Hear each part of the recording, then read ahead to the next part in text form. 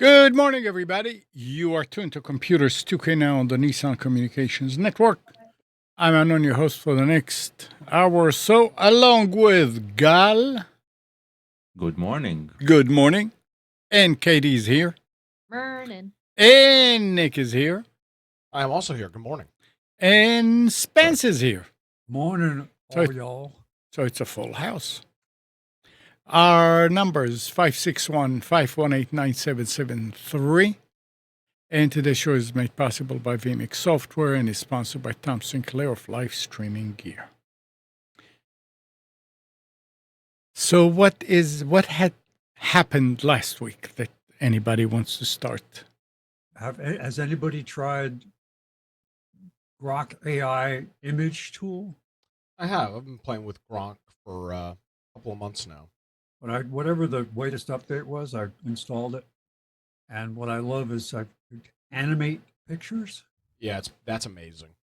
I did this I'd gotten a picture of my great great grandfather and his brother standing in front of a steam tractor from the teens, I guess.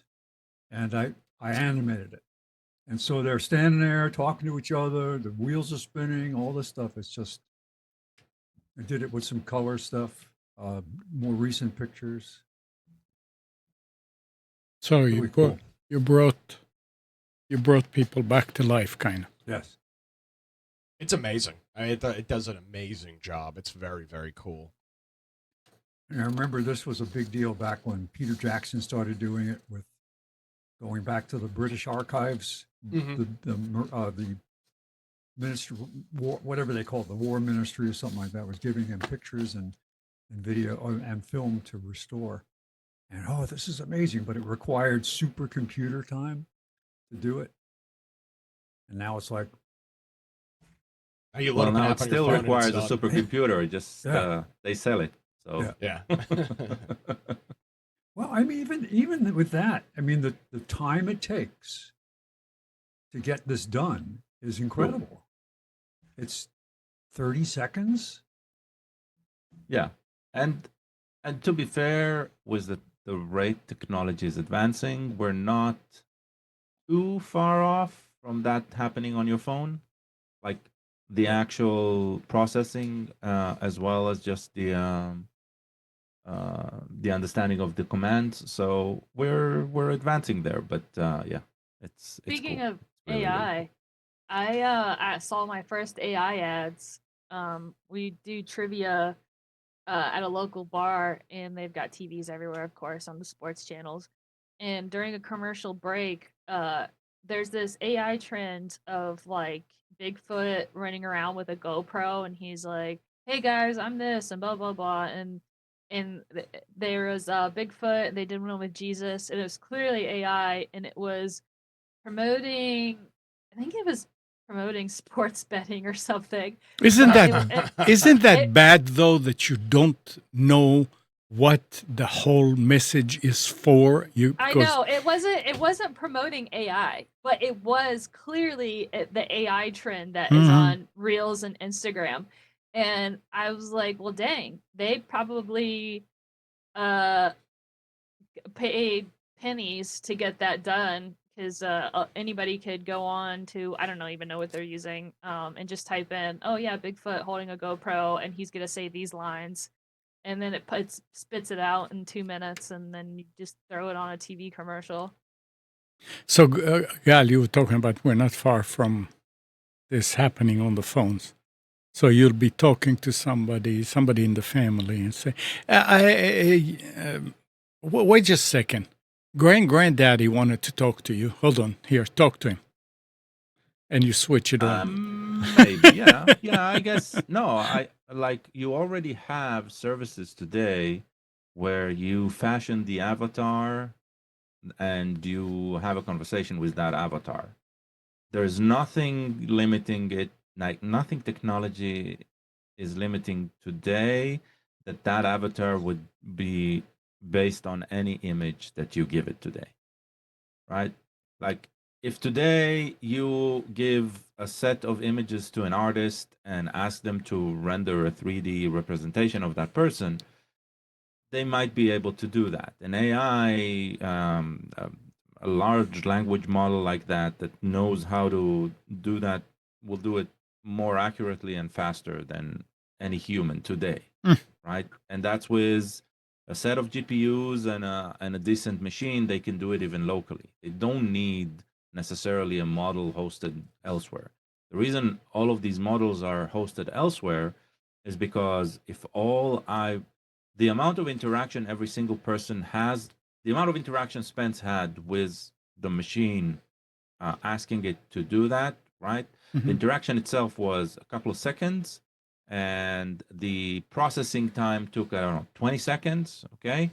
And eventually there was an output. I doubt it was even 20 seconds, by the way.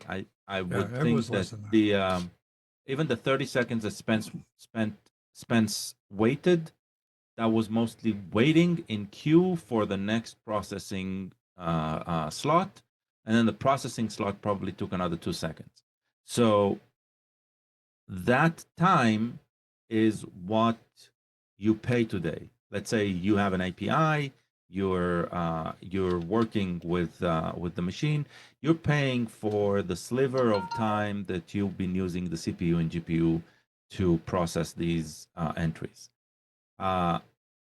It doesn't make financial sense today to fit everything in the phone and have it accessible locally, just because it'll be too expensive. You could have a phone that probably can do it. It'll cost around $10,000, and you're not using it $10,000 worth of processing, right? So right now it makes sense doing it elsewhere. And the reason you're getting it free, remember, the reason you're getting it free is because your input helps make the process even better for the next iteration. So that's the reason we're doing it this way. Besides, LLM requires a lot of data, right? And you do want, with a lot of data, you require a lot of RAM, not just storage. And so that's the part that's even more expensive. So we're getting there, but stuff like drawing and animating, that requires a much smaller data set than the entire knowledge of the human race, right? So yeah, it's just a matter of time. It'll but be interesting. It'll be local as well. Yeah. All right. Warner Brothers and Discovery is preparing to crack down on HBO Max password sharing by the end of 2025, with aggressive enforcement and messaging starting next month. Need to keep telling people about this. Crack down. Yeah, crack down. Like, now, yeah. now, Jack-booted thugs at your door? what? Jack-booted thugs at your door? Listen to this, though, the other side of this. Rising subscription costs, shrinking content libraries, and regional restrictions are pushing viewers back toward piracy. Arg. Back to the bay we go. Once seen as nearly dead, piracy has resurged through illicit streaming platforms as the fractured, ad-laden streaming market struggles to deliver convenience and value. So just a bunch of lies, right? Mm. Piracy nearly dead? Well, that's. I remember Well, this is the author writing this. Yeah. Well, hold on though.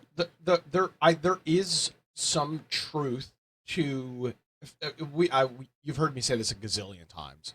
You look at music piracy. That, I would argue, Gal, is very much more dead than obviously video piracy, and that is I don't in large think it's part. dead. I think it's no longer a financial burden on the music industry. But Those it's are two slowed different down. things. Let's say it's slowed down. It is slowed down dramatically compared to what it was 15 years ago. I do not think so. So, okay, so there's two aspects to the piracy, right? There's the community around it that keeps on They're the consumer of pirated content, and there are the producers of pirated content. Okay, the producers are those who go get the source material and they keep uploading it, and they make sure that the archives from wherever you're pulling is there. Nothing has slowed down there. Nothing. But there's a lot less of people that are just going there as their first stop.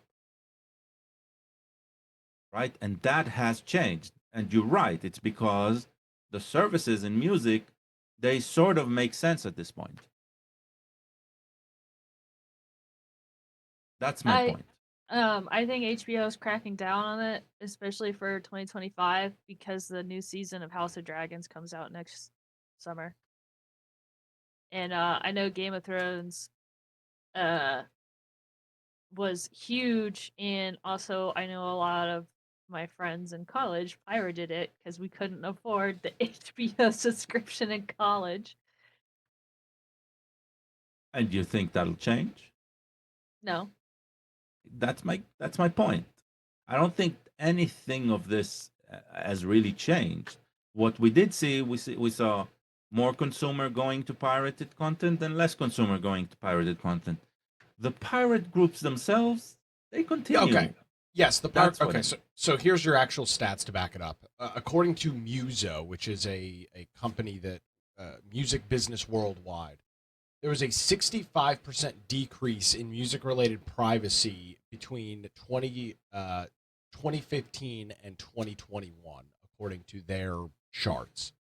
So yes, I agree with you. The people are still putting the songs and the content up there, but Right. because it's $12 a month to have a Spotify subscription, or $10 a month for Apple Music or YouTube Plus or whatever, premium, whatever the hell, people aren't pirating music. That was the point I was trying to make. Yeah. And to the video, and I make that because looking at the video side, or I say this because Spotify has figured out, Apple Music and YouTube have figured out, at that price point, people are not going to pirate. And I'm sure that they have told their ASCAP and BMI and the groups that they pay all the licensing to, we need to keep the prices around this, and it causes piracy to go down. Everybody wins. Everybody's getting paid great.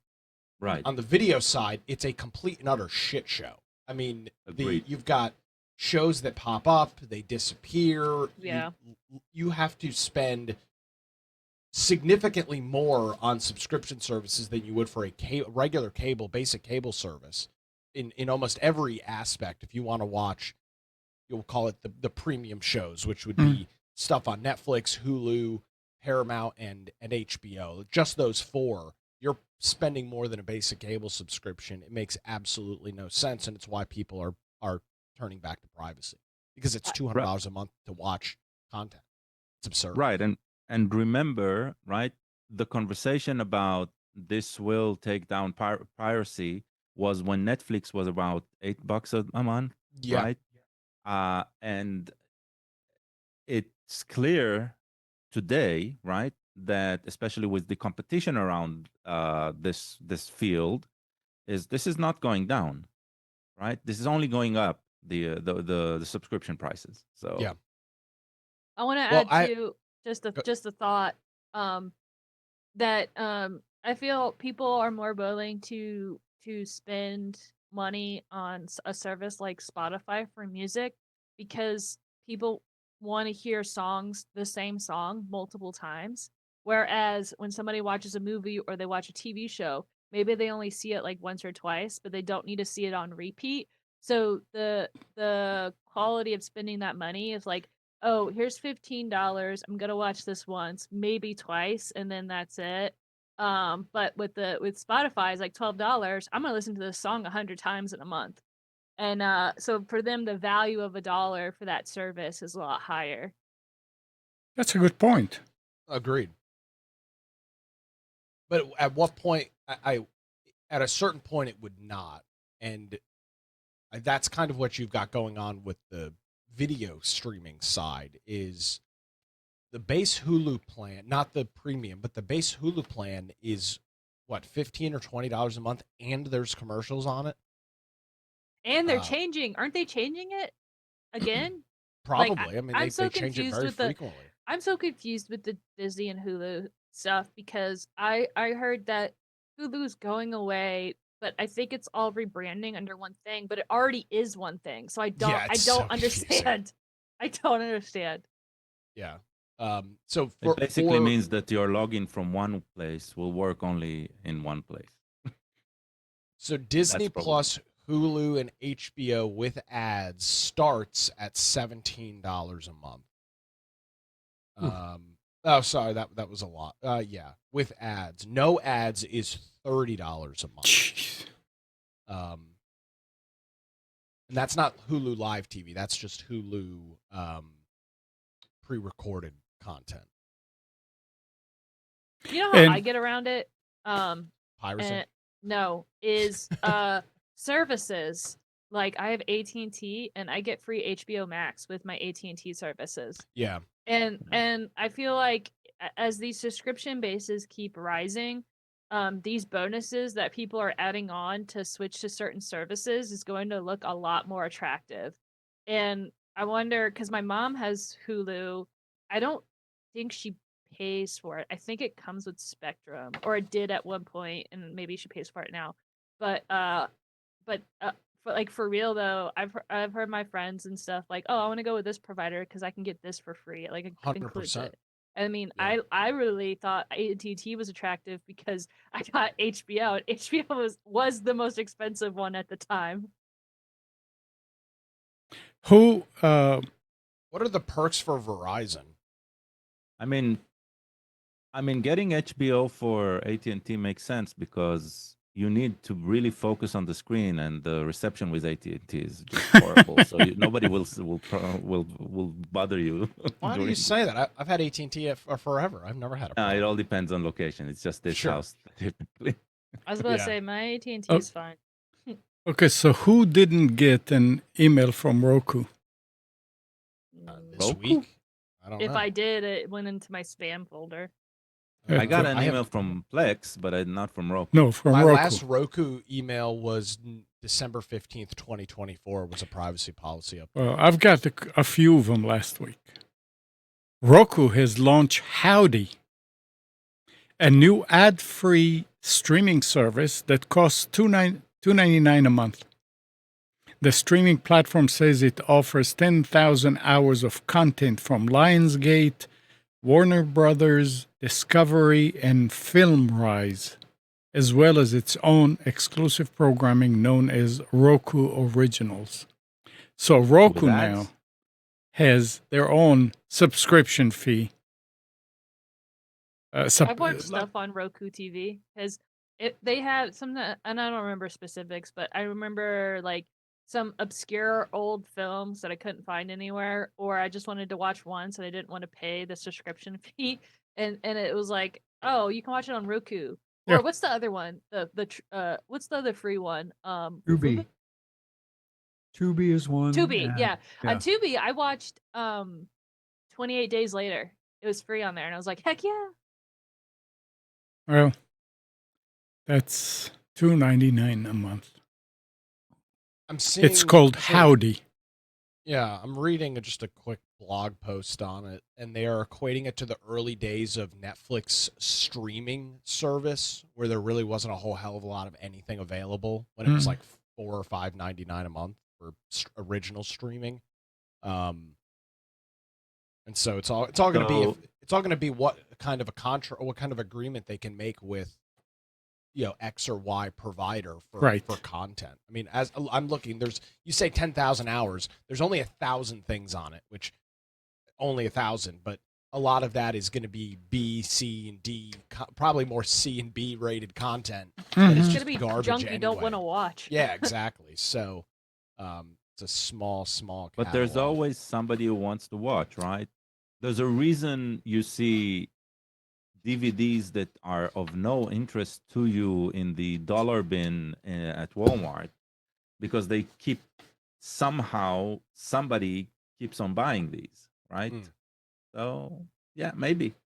First of all, they don't need to be number one in order to make some money out of it, right? They just need to break even on whatever contracts they're doing. So yeah, I mean, somebody's Oh. gonna enjoy it. So yeah. it auto installed. I just turned on my TV and I have Howdy by Roku pre-installed. To Interesting. be fair, apps on Roku, they don't really run a lot locally, right? Most of it is somewhere served remotely. No. Yeah, but I'm surprised that it automatically added itself to the home screen. Uh, Well, they that's pushed it I'm down. surprised. Yeah. Yeah. And So, yeah, I mean, I'm looking at the catalog right now. Their featured content. It doesn't look. It looks like any other service that probably gives it for free with ads or something. it The looks like Great $2.99 a month, right? The Great American Baking Show. I mean, that's one of their featured shows. Oh, actually, What? I watched the It's Great. not the Great British. I know I watched the Great British Baking Show, but I couldn't find where to watch the American one. So, Well- oh wait, no, the American one was on Netflix for a while. Well, maybe, I won't- probably not anymore. I won't pay for it, but that's a show that if I really wanted to watch it, I would pay $2 to watch it. Oh, okay. So now I'm scrolling down, and it's So this is I was on their featured content. Now I'm on They're offering certain things for free. It says watch free this month. So this might be a good way to pull people in. It's like Heartland, Epic. which I know is actually a popular Canadian TV show, The Heartland. Blue Mountain State, that's an old TV show, which is pretty funny. Hell on Wheels and a couple of Forensic Files. Those are some of the free this month. So I guess they're going to have a rotating catalog of free shows and hope that you eventually subscribe for $2.99. I like that model because that's what Yeah. doesn't Epic do that where you can log in and get one free game a One month? free game a month. Yeah, exactly. Yeah, I like that. There's model. some pretty well-known show. Weeds, I know that's was a popular show. That's free. My mom really liked that show when it was out. Yeah. So there's some interesting stuff on here. Let us know next week, Well, next month. next month. Did I say free this week or free this month? What did I say? Free this month. Yeah. So we'll look at it next. There's some decent movies on here too that are paid. Well, they said that it's stuff from Lionsgate, Warner Brothers. Yeah, but it's not all of those, Kyle. I mean, No, Fast and Furious is on. Unforgiven, that's a phenomenal movie. But again, that movie is 32 years old. And It's still a good movie. it is still a good movie. It's Yeah, just Good the movie. question. Here's the thing, though. You can probably turn on AMC or any if you have a cable subscription or equivalent, Hulu TV, YouTube TV, a movie like Unforgiven is going to be rotating on AMC or one of those Yeah, but then it's TNT, gonna one be, of those movie channels that you will. but it's gonna be with ads, right? But here's the thing: it doesn't matter that it's with ads because all of those things have free cloud DVR, and you can record the show, which will run, or the movie, which will run at 2:00 in the morning or whatever, and then you just sit down and watch it through DVR. Right? It's all of these. I'm looking at a lot of these movies. Dirty Dancing, that stuff's on. That's on TBS probably once a week. What So I that's- need, what I that's need is interesting. a subscription to give me a couple of extra hours every day, so I Amen, can watch brother. all the content. Amen Yeah, to that. that'll be worth it. I'd pay $2.99 for that. Spence, I think you're doing retirement wrong. Gal, you said you got an email from Roku, from Plex. What'd you get? Yeah, so apparently Oh no. I would call it Plex is freaking out because I've checked. They've never sent an email like this. The email says, we recently received a report via our bug bounty program Oh, that yeah. there was a potential security issue affecting Plex Media server versions. And then the versions 1.4.1.7 until 1.42.0 something.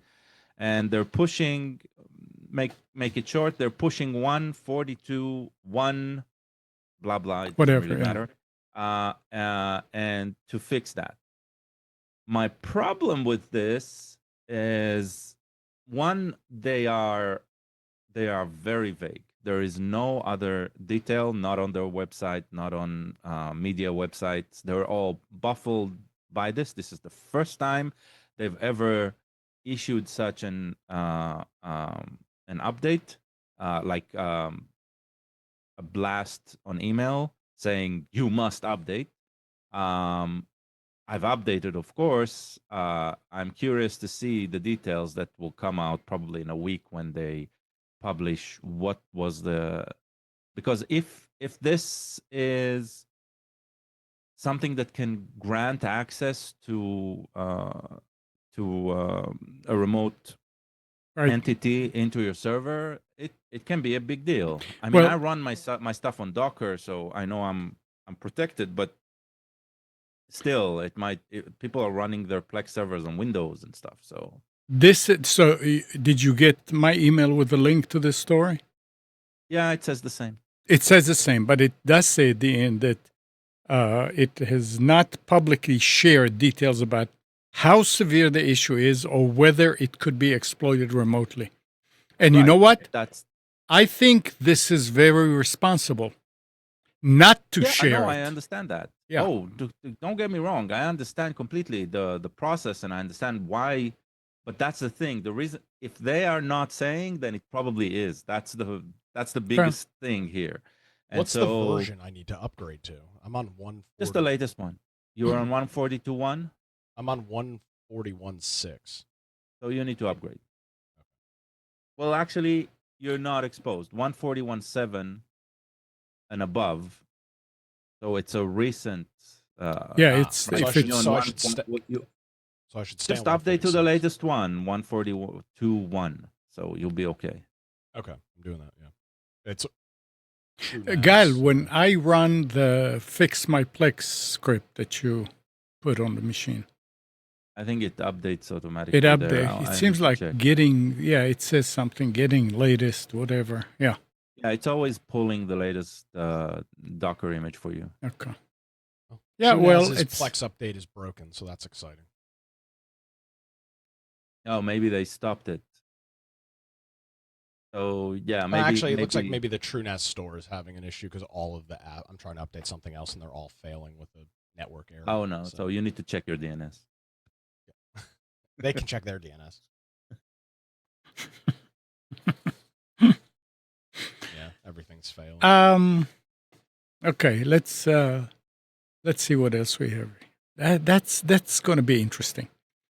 The next version of Windows will become more ambient, pervasive, and multimodal. As AI transforms new users interact with computers, Microsoft Windows chief said in a company video. Yeah, that's what he said. And then the corporate vice president and head of Windows says that voice will emerge as a primary input method alongside keyboard and mouse, with the operating 8. system gaining context awareness to understand screen content and user intent through natural language. So this Yeah. is a Windows 8 all over again, where I- they are. Do you know how pushing- people complain in offices and cubicles that they hear the key clicks all the time? Can you imagine working in an office where there's always talking? I had this conversation this week with a colleague, right? Where he worked with somebody who has severe carpal tunnel, Mm-hmm. right? So the guy would need voice input. That would be his only way to actually control effectively the computer. Otherwise, it's literally painful. And the solution is a sort of a mask, some sort of conus that you put on your mouth like this, right? Yeah. Into the microphone, and so you're speaking very, very softly to the computer, and it's something like that, right? I've It's seen like an that. ASMR show where, and because it covers your mouth like that, right? Then it leaks just a bit of sound to the external, but it's mostly quiet. So it's not louder than the clicks. Let's put it that way, right? It's at that level. I've seen that used in courtrooms, like the Yeah. stenographers or whatever they're called. They have those masks, and it's kind of cool because it really looks like those fighter pilots when they have the thing over their Yeah. face. So, uh, yeah, good on that coworker friend, whoever that wears that instead of just Yeah. yelling at the computer. Yeah, so that's an interesting I mean, I don't see it happening because humans, when they adopt technology, they hate adopting something that makes them look ridiculous. Just look at what happened in the pandemic and masks. Come on, right? So, uh, but maybe we'll see more voice action. I- I'm I'm actually I like the idea because even if it means that I don't need to speak with the computer, but I can chat with the computer and tell it what to do instead of, remember the set of clicks, it will mean that more people get more access to what the computer can do without really needing to understand how How to get there? yeah, the specific process. You can, no, this is not what I meant, please, I need to go, like, stuff like that. It's going to be annoying at first, that's for sure, This is because where I want technology to be, where I can tell it to do stuff. Right now, technology is you ask it a question and it gives you information. I want it to be like, hey, open up my Teams, and while I go downstairs and get coffee or whatever, and then it's open and already loaded or whatever. Like I want to tell it and I right, want it to do the thing. right, and I think yeah, it's a step in that direction, but like we know Microsoft, they're missing here by by a football stadium, But this is right? this is why I said this is Windows 8, because the whole intention with Windows 8 was this what do they call it, the Metro design, the Yeah, tiles, everything and was supposed to be touch. well, and Hmm. that's the thing. It was Yeah, meant for everything touch, because that smartphones were exploding and so on and so forth. And as we know, the vast majority of those using Windows are using it in the cubicle office environment, like Amnon is describing. And so it was stupid. It made no sense. And I see the same thing with this. You For the person that has it on their Windows laptop, and that's great. But for the people in the office who don't even have a microphone attached to a computer, let alone any no webcam, no microphone, they're not going well, to use this.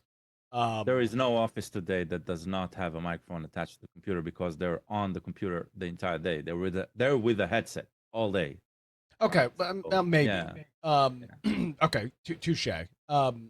So I don't see the broad adoption of this. The same this seems like Windows 8 all over again.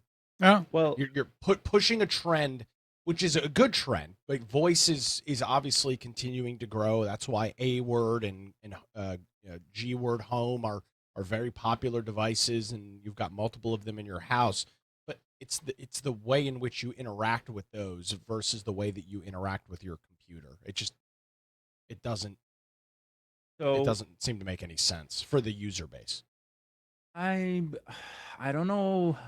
I'm trying to But you know where think. voice works, Gal? Voice works on the iPad with Siri, because it makes a lot of freaking sense when you've got a tablet to be able to use the voice functionality. It makes sense. It works. Right, and when you do it on the tablet with Siri, you feel very, very constricted because what Siri can do is very, very limited, right? Sure. So, uh, so what if you did have? Look, if you're in your home office and you're with yourself and the computer, you have no problem experimenting and trying to talk to it, right? You're right. It won't happen in the office setting, in a multi-cubicle setup, in an open space setup, but people are alone with the machine a lot of the day, right? And so the experimentation will happen. I'm just This is wondering the where use Microsoft, case. I agree. I do not know the use case yet because I do not know the extent of how effective this is Yeah. going to be. Yeah. But if this translates eventually to, forget voice, for me, just chatting with the computer instead of doing the work on the computer, right? Like chatting with the computer and getting the computer to do the work, then that might be that is an interesting turn. The thing is, I think it's just too early at this point for Microsoft to do it well. I already have a few ideas of how this would be really efficient. Hit me. Like so in manufacturing, when people have to inspect and they have to go down and they have to check something, they're usually carrying like a tablet or whatever, and they're checking the thing and they're touching the tablet. What if they just had a headset that was hooked up to their computer and they could see the thing and be like, oh, this, that, and other thing. Also too, if they're in a situation like I'm thinking like a medical field where they're doing something and their hands are tied and usually they have a second person there that's probably taking notes or doing whatever, but if they had their headset and they were talking to their headset to do the thing on the computer, it's for people that are, I feel like, that could be on the go, who don't want to compromise their hands or their equipment because of whatever they're doing, whether they're wearing gloves and then they don't want to contaminate their equipment or they don't want to do whatever. I could think of just like those off the top of my head and some other situations where it would be really beneficial to have a headset that I was talking into that would connect to my computer. But see, what you're describing is essentially dictation, which already exists and already works very well, and in some of those fields already is being used. Like Yeah, but what if Drag and Dictate is like a major piece of software that's used. Yeah, but I also see if this is supposed to be like you talking to a computer to do things on the computer, it's not just like note taking where it could be note taking. It could be like, oh, so instead of taking notes, they're like going through their inventory and they're counting, like, hey, add product A to this list, make a note to order this. Or you could say, hey, order this new thing, put it in the software to do that, and it does the thing instead of somebody having to follow up and read the notes and doing it. So it like skips that middleman step. If it I works could see that. the way Yeah. that because I would love it if I had a headset that, again, I'm looking at my stuff, I'm looking at my inventory of how many 3D prints I have, and I could say, hey, I need to order 25 boxes. Go on my box website, order 25 of this size, order 16 of this size, and then I go to my computer and the order's already done. Like I don't have to, wait till the end of the day and do this thing or whatever. What would you do No. if it ordered 600 of those, though? See, again, though, this is just the beginning of the software. That's the thing. That's the thing. But So also that's- too, it's human error because I see TikToks of people like, oh, accidentally added 1,000 or ordered 1,000 of this, like human error. So I feel like you get course. human error too. So but like you said, but the discussion was, I don't see how you can use this, and I'm giving you reasons how I would use it. Yeah, But definitely. Can I push back on something you said before? You're like, I wish I could tell it to open my Microsoft Teams so I could go make coffee. Like, you can already do that. Like, I assume everybody's got it disabled. Cortana already can do that.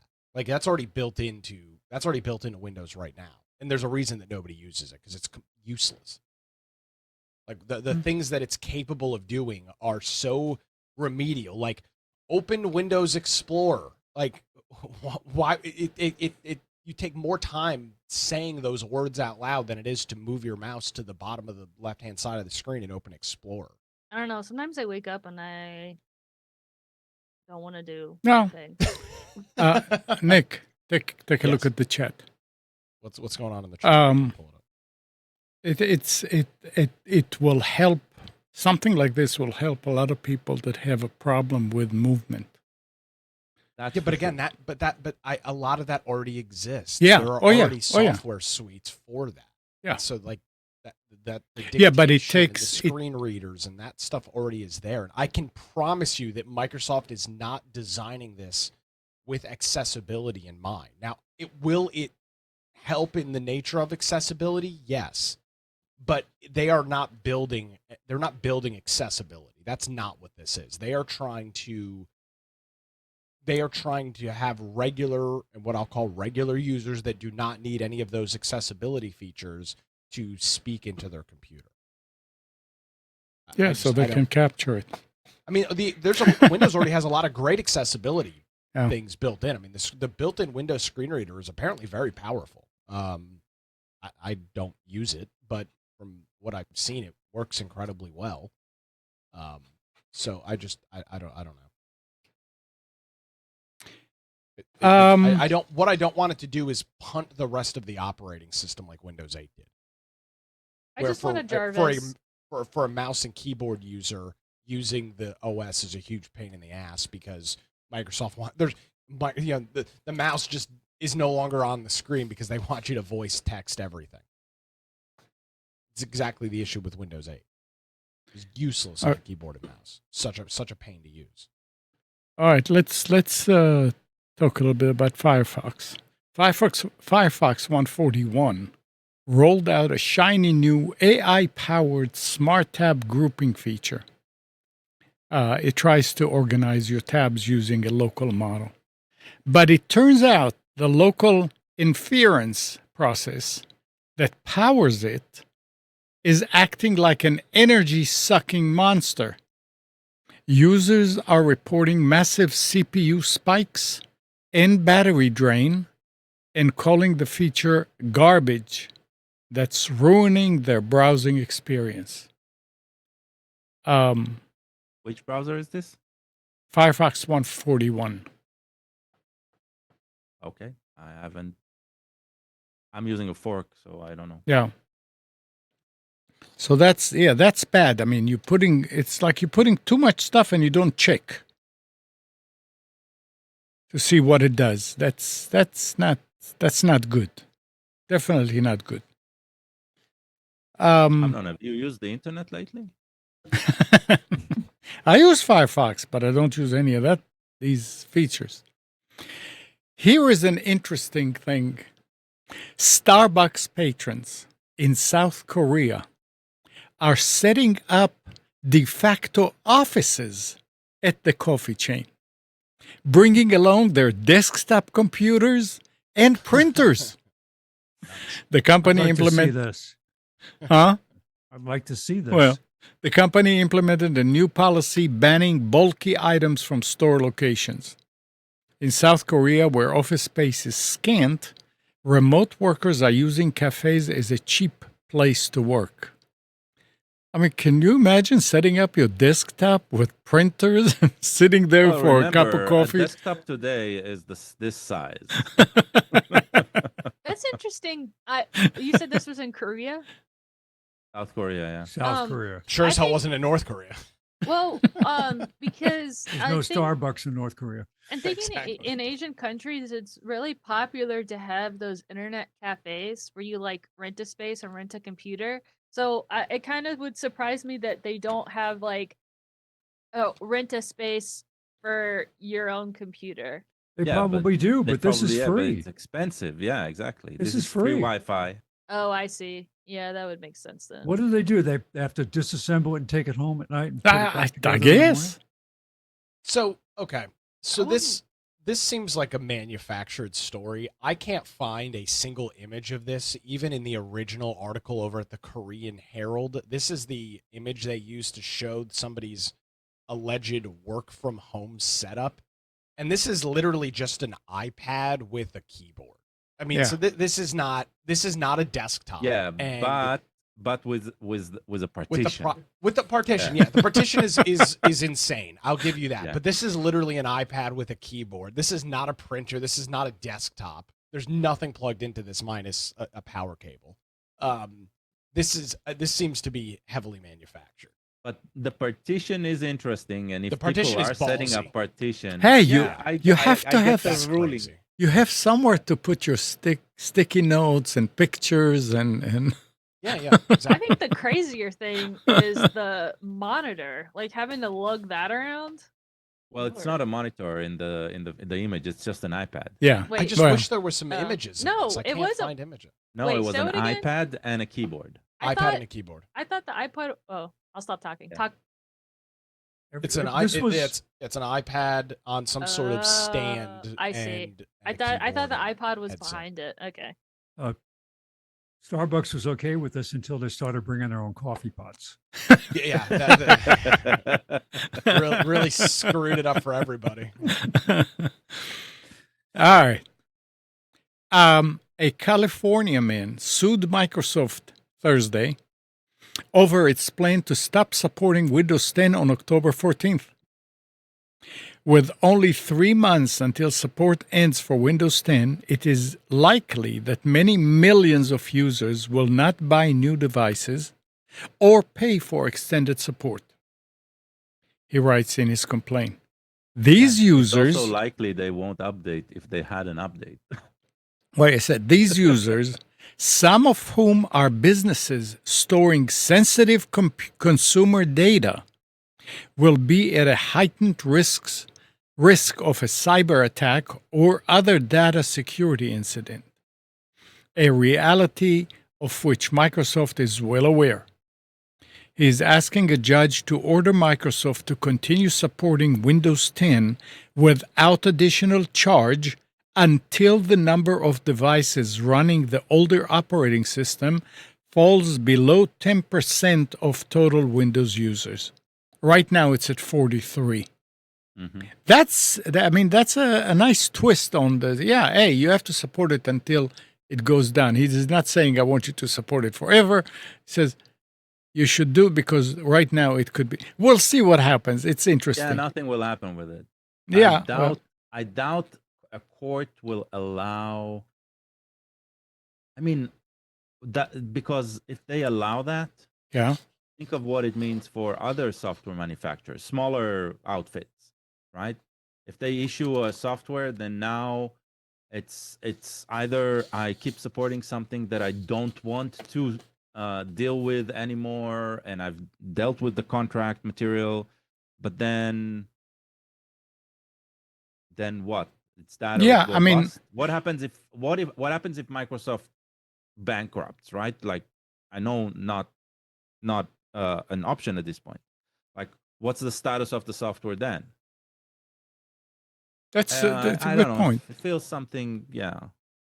It's a good point. Do, I do looked. car manufacturer must support their cars beyond, I don't know, 10 years, even if they are still, I don't know, a huge market share of them. Something feels off here, right? I get the logic of the request. Yeah. It just doesn't make sense in reality. We'll wait. We'll have to wait and see. We'll have to wait and see. I looked into the Windows ESU this week. Oh, okay. What'd you find out? Nothing much. I mean, it's not straightforward. At this point, I would probably. I know last week I said I'd rather give it to a third party who's trying to help. I would rather just go with Microsoft for a year and see what happens, because hopefully within the year I will upgrade. So we'll see. Why do it at all? Why? Well, I don't know. It's. I mean, I'm asking about if you've got some sort of, well, not even AV. I mean, AV is running by default. What are you? What are you hoping to get out of the service? The only thing that I'm trying to protect here is my billing. And I was even thinking, I mean, I'm doing half the billing on a computer because I do it once a month that is not connected to the internet anyway. It's still Windows 10, but it's not connected. I connect it to the internet about once a month for about 15 minutes to do the billing. So that protects me right there. Correct. But it's just to get peace of mind kind of sort of thing. I mean, it's $30. Sure. That's what I'm saying. It's cheap enough where if it's peace of mind, absolutely. Right. That's all. That's all. And the thing is that with Microsoft also, it's multiple devices can be extended for a year. With the other ones, it's one per computer. I mean, it's $27 per computer. So I mean, a lot of things can change in a year. Who knows?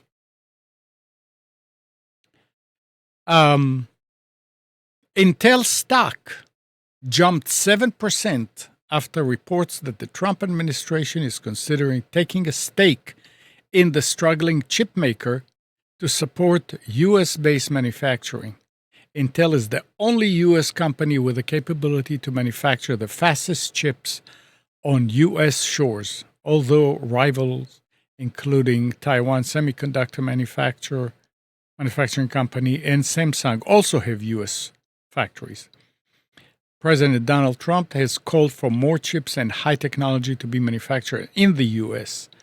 The government's stake would help fund factories that Intel is currently building in Ohio, according to the report. It's nice to be able to. I don't know if it's sort of like a bailing out, but if the government is investing in Intel, that means that a lot of other people should. And obviously, it jumped 7%. 7% is a lot. Yeah, for a stock that's not a penny, Yeah. absolutely. I still remember the bailouts. And I Yeah, still well. remember what they did to GM. Yep. And just it's I have a hard time. I want to believe it's going to be a good thing and that there's an end point. It isn't going to be a continuous forever thing. If it's a jump start with some type of something expected in return for it, that's different.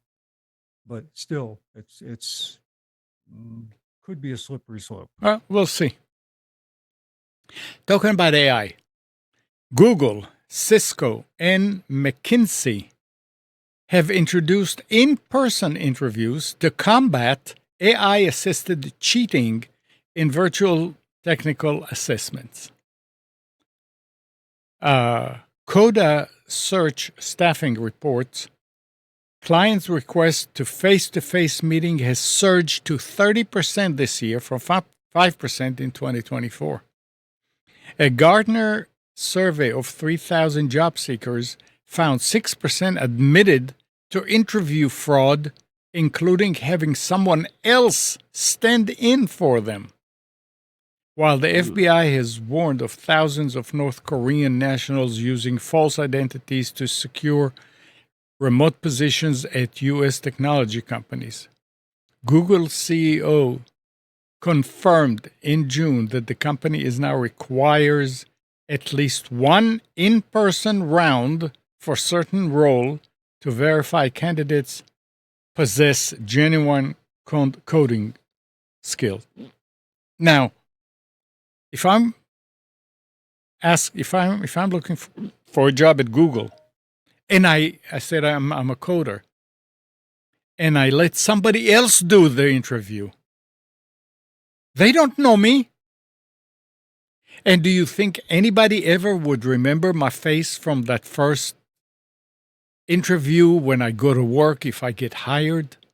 I mean, it still is a problem, but maybe it lessens it. Well, I remember a story. I'm not sure it was my previous employer, the Varonis, but or it's somebody that I worked with, and it's the previous company. But it's the person was hired, Yeah.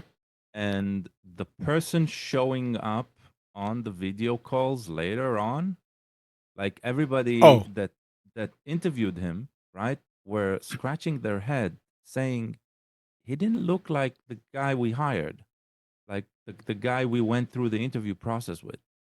And eventually, after it took like a few months of cross-referencing everything, and they figured out there was fraud there, and they sacked the guy. But it was like, it happens. Why So- would you Damn. think that you could get away with it? Look, Well, look. the real If it's question is, how mean, long do you need to get away with it? okay, right? Gal, do you think that during those few months that he was at the company, he could have gotten information that Of somebody? course. Yeah, you see, that's the Espionage. point. So they don't need to course. get away from it for away with it for a long time. They can do the time just to get what they're looking for and leave. In this particular case, Yeah. the guy was an idiot who just wanted a salary for a couple of months. Like, it wasn't even espionage. Like, it didn't Yeah, turn okay, out to I be understand. anything like Yeah. that. But yes, it's so easy. Oh. I don't read- think it was Voronezh. I think it was a customer of ours. But yeah. I Mm. read a story about granted this was a story on the internet, so I don't know how true it is, but it was a manager at a software company, and one of their employees wasn't meeting their deadlines. The stuff they were turning in wasn't correct, and blah blah blah. So they looked into it, and I guess they hired a private investigator to look into it or something, because they ended up finding out that the guy had 6 full-time jobs. He was a senior software whatever position, and he basically took on one job and was like, I have all this free time, took on a second one, and ended up with 6 full-time jobs. and yeah, needless to say, Yeah, but dealing he with the got fired. taxes, man. Dude, I don't even know. You got enough money to hire an Oh, yeah. accountant with 6 full-time Yeah. jobs. Yeah. Yeah, No well, problem look at the there. benefits he got. Yeah. He had Pay for health anything. insurance 6 times. If he got any kind of boo boo, he was covered. Wow, what a pension. Yeah, Seriously. I don't know how long it 401k, lasted wow. though. Yeah, every company adding 4% to your 401k every year, 4% match. You're getting filthy rich.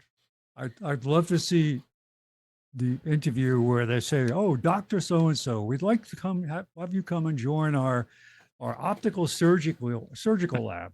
Can you tell us the procedure you would use when you do a corona refit? Blah blah blah." And the guy goes, "Hold on a second. Well, I would do this, and then I would do this." Let me just ask Yeah. ChatGPT.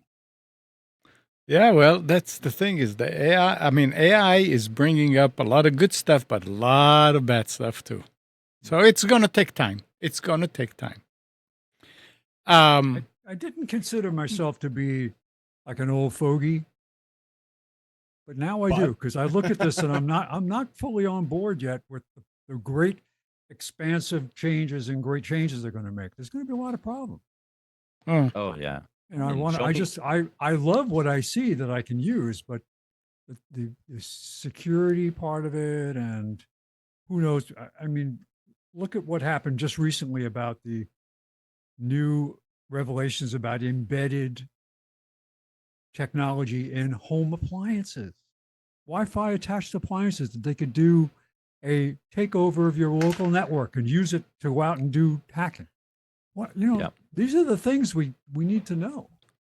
There's Yep. a term, Gal. I don't know if you know the term. I'm completely blanking on what it is right now, but it's a coding term for people that are using nothing but like Chat GPT and AI to do their programming. It's kind of a Oh, it's meant as a derogatory term. I don't remember what it's No, called. yeah, I haven't encountered it, but okay. Is it called Katie?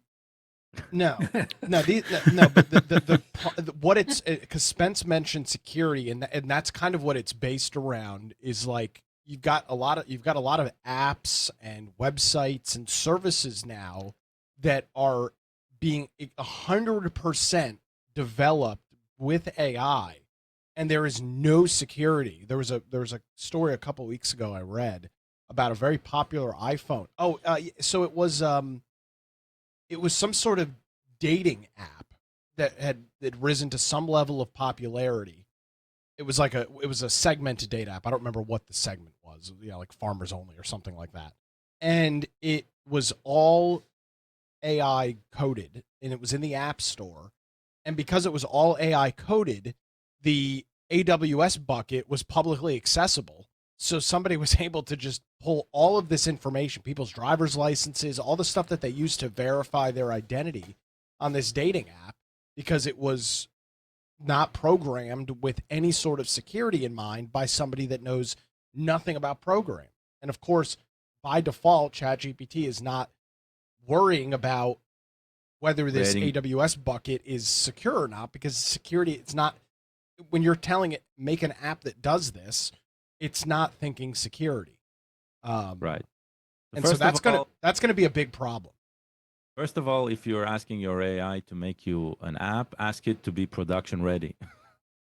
Well, I would argue that that is production ready because it works.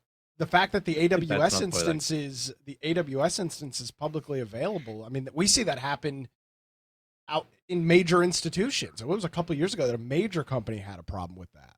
I don't remember who it was. No, it happens all the time. I mean, somebody forgets to switch something on or off. I agree. Yeah. Let's see if I can find I the deal was on I there. came to a realization this week, right? It's like when ChatGPT 5 was announced, the marketing material around it was forget all of the crappy stuff you've been using before, right? ChatGPT is the thing. And that includes, by the way, ChatGPT 4.5, which was a piece of crap compared to ChatGPT 5. Anyway, when you look at the accuracy level of these models, right, we are still talking around the 75, 76%. And the increasing accuracy of these is going by the fraction of percent every time, every generation of them. Which, with the entire sort of revolution vibe of this is the AI revolution, it shows something very, very accurate, I think, about the human experience.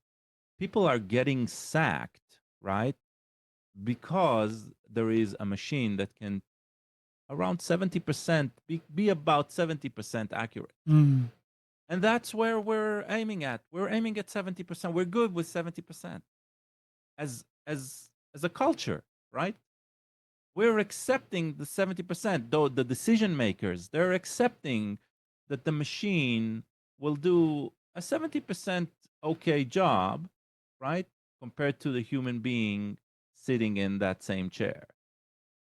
Think about that. That's Yeah, it's that's because really they're saving money. disappointing. Yeah, but that's really disappointing. Yeah, We're it is. okay with just okay. Just it'll be okay. Mm. That's the I think that's the biggest reflection on like the human state that I've ever encountered in that term. More about AI. Meta's internal policy document permitted the company's AI chatbots to engage children in romantic or sensual conversation and generate content arguing that black people are dumber than white people, according to Reuters. The document, approved by Meta legal, public policy, and engineering staff, allowed chatbots to describe children as attractive and create false medical information. Meta confirmed the document's authenticity, but removed child related provisions after Reuters' inquiries, calling them erroneous and inconsistent with our policies. Sure. Right. Yeah, whatever you guys say. I'm interested in the document. I don't know. Something sounds Well, I don't. You can look nitpicky for it. here. Yeah.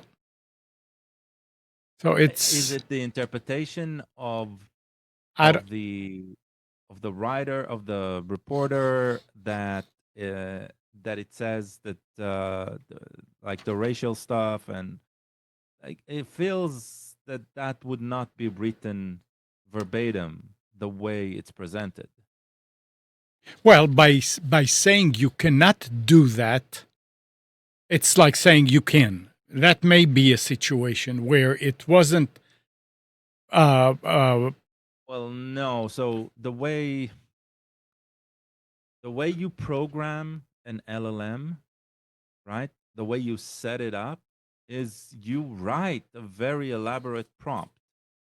It says you are taking the role of such and such. You are allowed to do ABC. You're not allowed to do ABC. That's the way you talk to a machine, and a machine is very, very like if you state something specifically, then that's what's going to happen. If you do not state that specifically, then there is a certain chance that that will happen.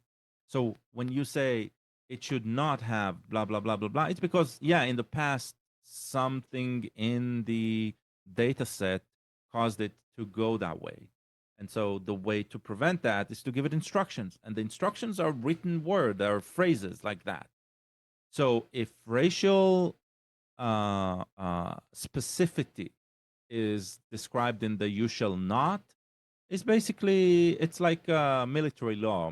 Military rules have been written in blood, right? Somebody got killed because there wasn't a specific note that says you shall not point the gun at something like that. And so that's the same thing with the AI, the LLMs.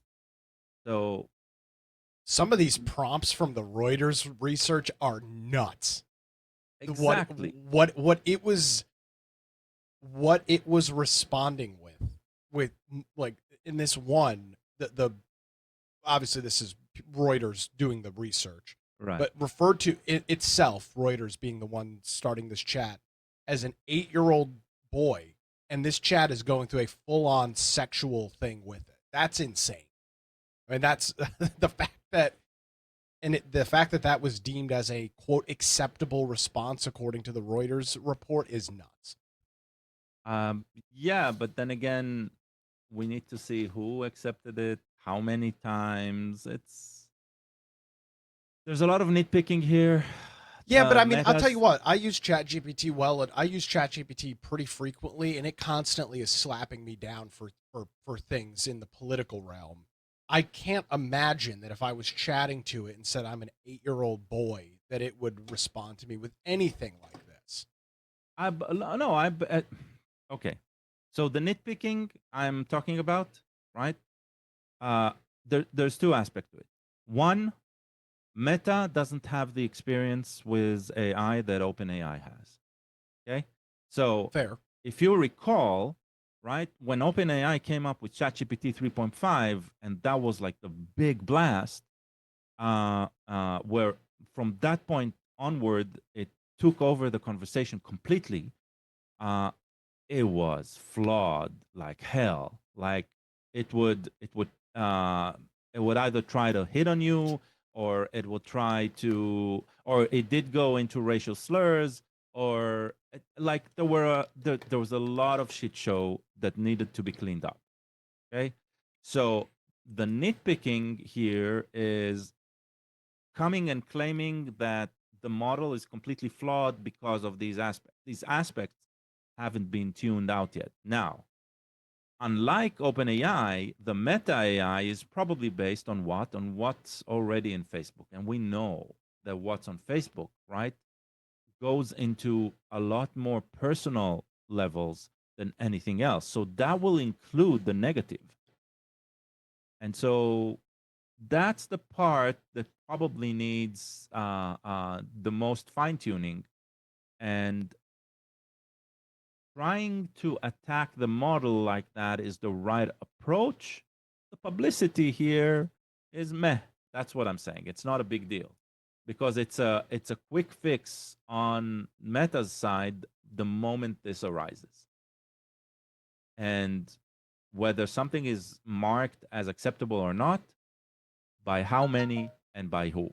And that's what you need to track. And as long as you're doing the training correctly, it'll work eventually. Well, Gal, all very nice what you're saying, but doesn't work for me.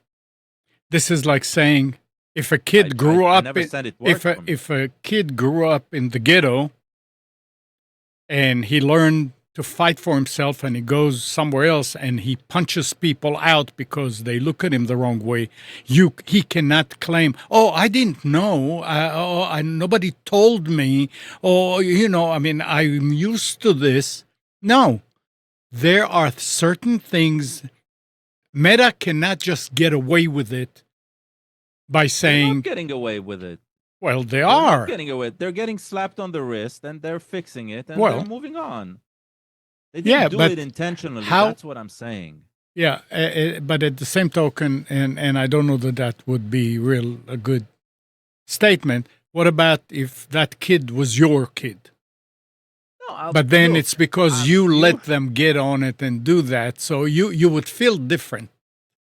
all I'm saying is this is exactly the same birthing process that we saw with the other very, very substantiated AIs, Well, right? And we're just seeing different aspects every time. and So what we're seeing is what comes out of the data set they're using. and It's good education. it's good education, but it doesn't seem like they taking it as education because it's good to learn from other people's mistakes. Yes. That's not, no. Hold on. Wait. That's not the same thing.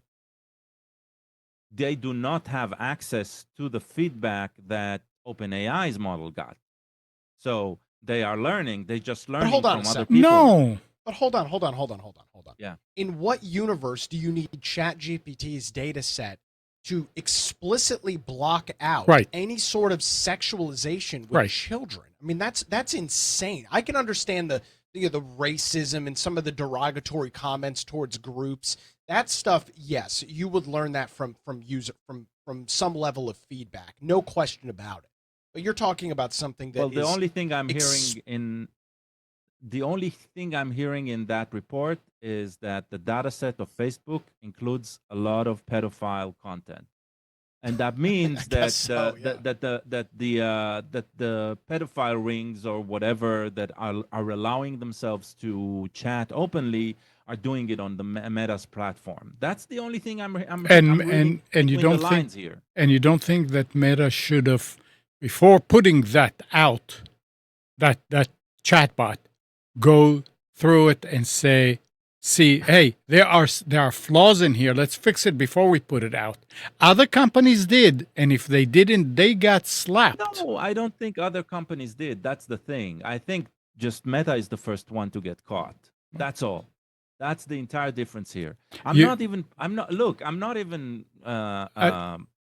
not protecting Meta in any way. I'm explaining the technology and what's going on here and how we got to this state. I understand. Right. But technology, I would like to think, and I believe that it's true, that other AI companies looking at this and say, "Hey, guys, I want you to go through what's going on and make sure that ours will not let people do this." Or Sure.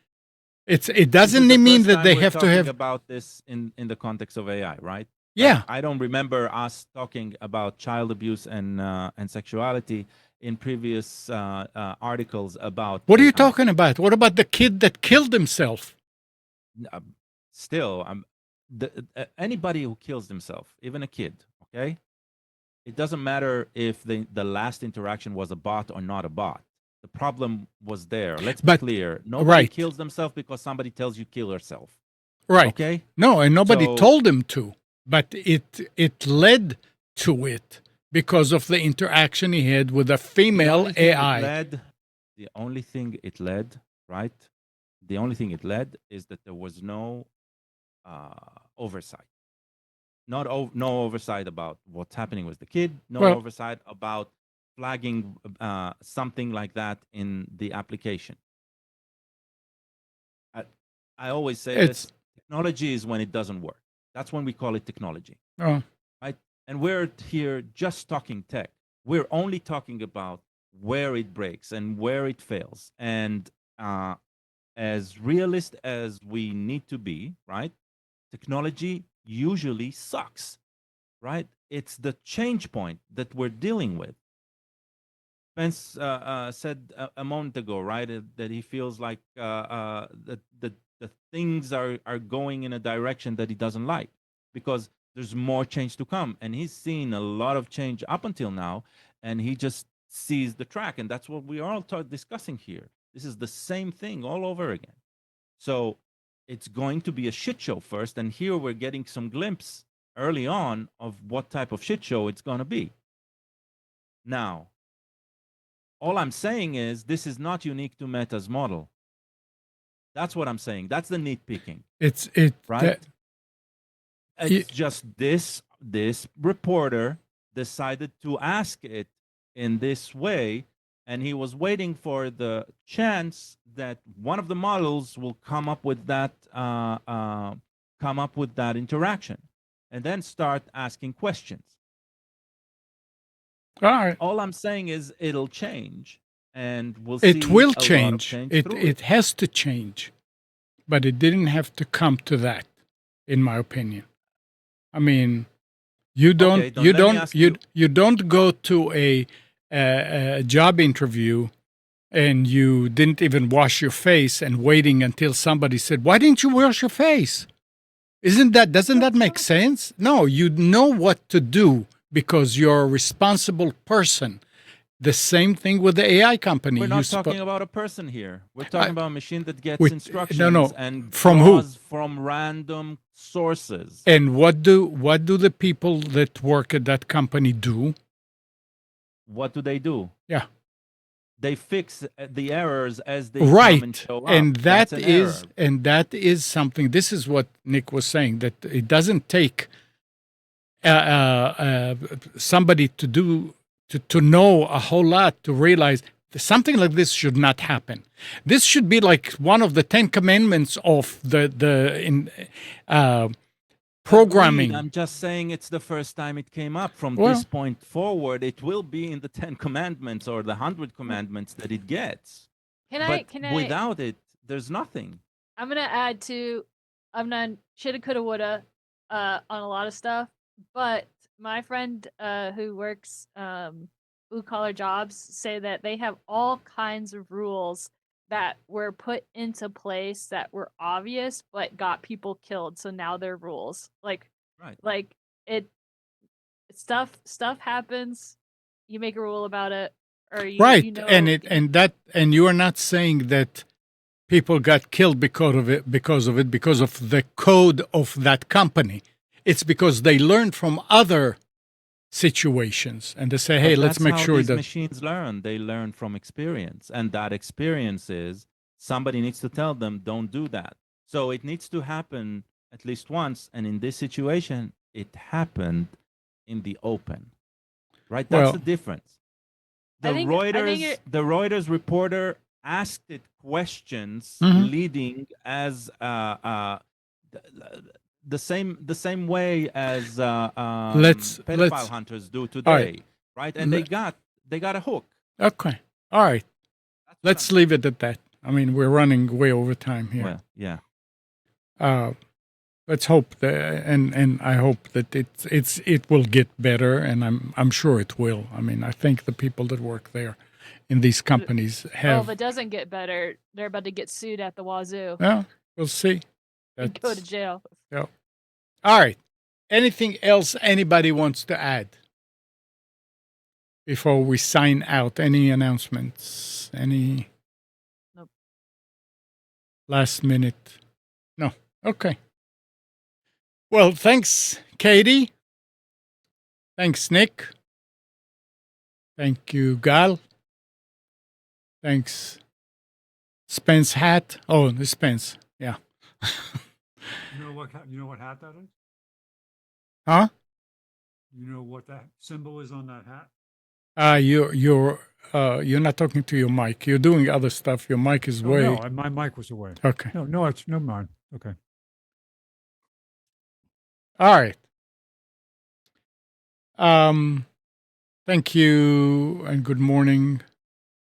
Hannah, Kathy, Nabil, Mac, Norm, Dana, Dina, Mati, Eleanor, Sarid, Yaakov and Yael, and company. Thank you, everybody, for tuning to Computers 2K Now. We hope you enjoyed and maybe learned something from our time together. Remember to practice safe computing. Back up your hard drive, update your virus scanner, and change any same password wherever you use them.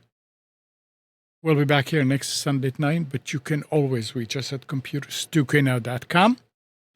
Again, Monday through Friday, 5 to 6 a.m. Nick hosts the Carolina Journal News Hour on WBT, 11:10 a.m., 99.3 FM, and it's on YouTube.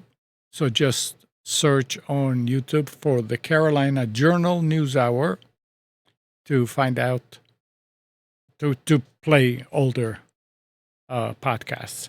Nick also does his own podcast weekdays from 7 till 8, the Nick Craig Show. Just go to the Nick Craig Show and nickcraig.com and get the information where to watch it or download. Have a great week. Enjoy it, and we'll be back together next week. Bye-bye.